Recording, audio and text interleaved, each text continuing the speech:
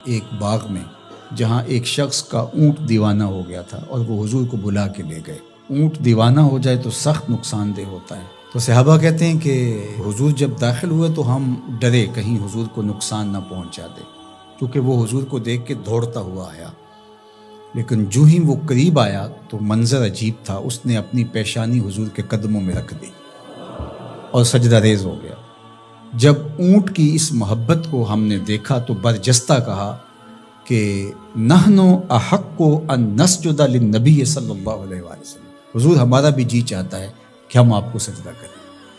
تو جب آقا کریم علیہ الصلوۃ والسلام نے صحابہ کے اس مطالبے کو سنا تو فرمایا کہ اگر اللہ کے علاوہ کسی اور کے لیے سجدہ روا ہوتا تو میں بیوی کو حکم دیتا کہ وہ شوہر کو سجدہ کرے۔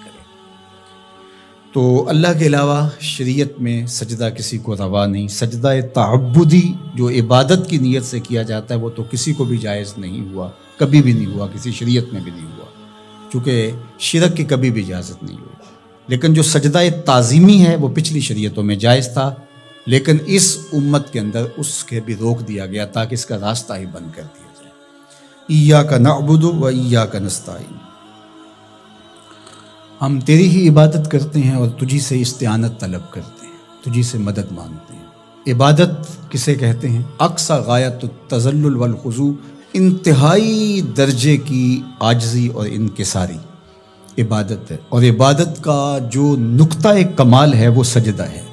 سجدے سے بڑھ کر عبادت کا کوئی روپ نہیں ہو سکتا، اور بندے کو سب سے زیادہ قربت رب کی سجدے میں ہی نصیب ہوتی ہے۔ تو ہماری عبادتیں اللہ کے لیے ہیں، اس لیے بندہ اس کے حضور کھڑے ہو کر کے عرض گزار ہوتا ہے کہ مالک میرا سر تیرے حضور جھکے گا۔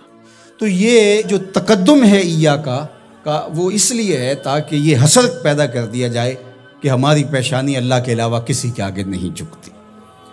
اچھا، اب یہاں ایاکا عابدو بھی تو ہو سکتا تھا، لیکن نعبدو ہے، اس لیے کہ بندے کو یہ سکھایا گیا کہ اپنی عبادت پہ ناز نہ کرنا، اپنی عبادت کو صالحین کی عبادت کے ساتھ جوڑ کے پیش کر، کہ مالک جس طرح تیرے بندوں کے سر تیرے حضور جھکے ہوئے ہیں، میرا سر بھی ان کے ساتھ تیرے حضور جھکا ہوا ہے، ان کی عبادت قبول کرے گا تو ٹوٹی پھوٹی شکستہ عبادت میری بھی قبول فرما لینا۔ اور پھر ارشاد فرمایا وَإِيَّاكَ نَسْتَعِينُ، اور ہم تیرے سے ہی استعانت طلب کرتے ہیں، تیرے سے ہی مدد مانگتے ہیں۔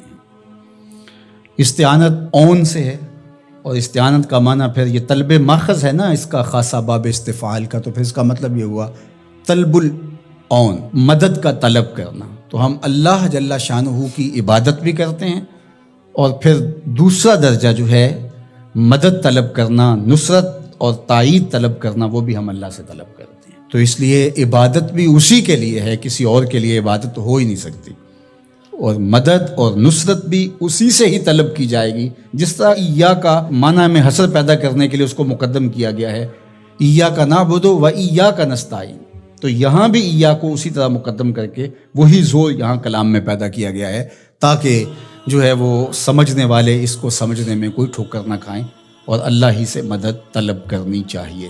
باقی مجازن اگر کسی سے آپ طلب کرتے ہیں مدد، تو آپ کے اعتقاد میں یہی ہوتا ہے کہ وہ اللہ کی دی ہوئی توفیق سے میری یہ مدد کر سکتا ہے۔ اگر ایسا ہو تو وہ اس کے زمرے میں نہیں آئے گی۔ ڈاکٹر سے دوا لینے جاتے ہیں تو شفا تو من جانب اللہ ہوتی ہے۔ یہاں آج کل جو ہے وہ نور بٹ رہا ہے، تو یہ کہا جائے کہ انہوں نے مجھے نور دے دیا، تو نور تو اللہ ہی دینے والا ہے، لیکن یہاں مجازی معنی ہوگا۔ تو اسی طرح صالحین سے، نیکوکاروں سے روحانی معاملات کے اندر جو استعانت طلب کی جاتی ہے تو وہ اسی معنی میں ہے۔ حقیقی معنی کے اندر جو ہے وہ استعانت اللہ تعالیٰ جل شانہ کی ہے۔ باقی رہی بات عبادت کی، تو عبادت تو کسی کی مجازن بھی نہیں ہو سکتی اور حقیقتاً بھی نہیں ہو سکتی سوائے اللہ کے۔ یہ ساری کہانی بیان کرنے کے بعد اپنی وفاداری کا یقین دلایا، اور پھر ہاتھ پھیلا کر کے اس نے کہا اہدنا الصراط المستقیم، مالک تجھ سے صراط مستقیم طلب کر رہا، ہدایت مانگی صراط مستقیم کی، سیدھی راہ کی۔